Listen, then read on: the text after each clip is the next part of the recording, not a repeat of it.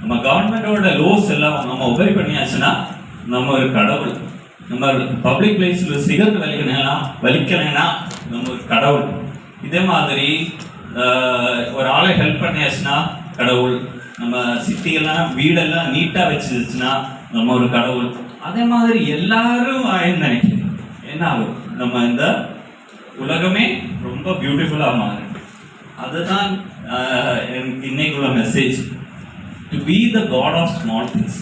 சின்ன சின்ன விஷயத்தில் நீங்கள் எல்லாம் கடவுளாக மாறணும். அதுதான் இன்னைக்குள்ள எங்களோட விஷ். அப்போ சாரை பற்றி அதோட எக்ஸாம்பிள் சொல்கிறேன். சார் வந்து இப்போ நிறைய பேர் இது அவரோட பெரிய அச்சீவ்மெண்ட்ஸ் எல்லாம் சொல்லியாச்சு. ஒரு தடவை அவங்ககிட்ட கேட்டார், what is the happiest moment in your life? Happiest moment என்ன அப்படின்னு கேட்டார்.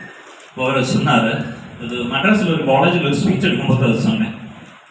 அவர் சொன்னார், அவர்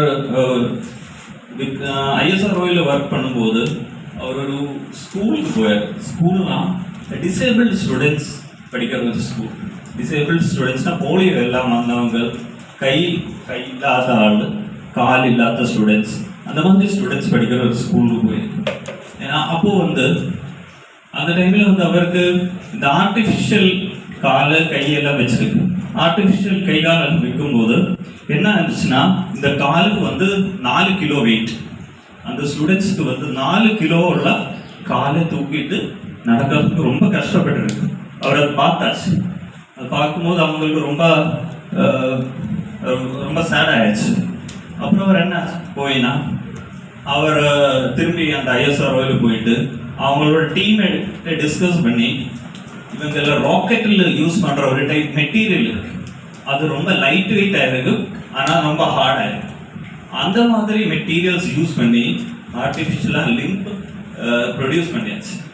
ஆர்டிஃபிஷியல் லிம்ப் ப்ரொடியூஸ் பண்ணி அந்த ஸ்கூலுக்கு கொடுத்தாச்சு.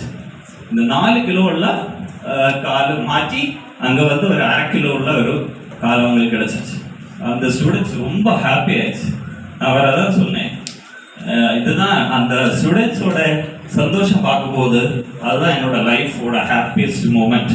ஏன்னா அதான் இவ்வளோ பெரிய விஷயங்கள் எல்லாம் பண்ணுற ஆள், ஆனால் அவரோட ஹாப்பியஸ்ட் மூமெண்ட் வந்து அந்த பசங்களோட சந்தோஷம் பார்க்கறது தான் ஹாப்பியஸ்ட் மூமெண்ட். அதான் நான் சொன்னேன், to be the god of small things. சின்ன சின்ன விஷயங்களில் கடவுள் ஆகணும். சார் ஆகிற மாதிரி, அப்துல் கலாம் சார் ஆகிற மாதிரி சின்ன சின்ன விஷயங்களில் கடவுள் ஆச்சுன்னா இந்த உலகமே ரொம்ப பியூட்டிஃபுல்லாக மாறிடும். இப்போ டீச்சர்ஸ் எல்லாம் எங்களை அதுக்கு ஹெல்ப்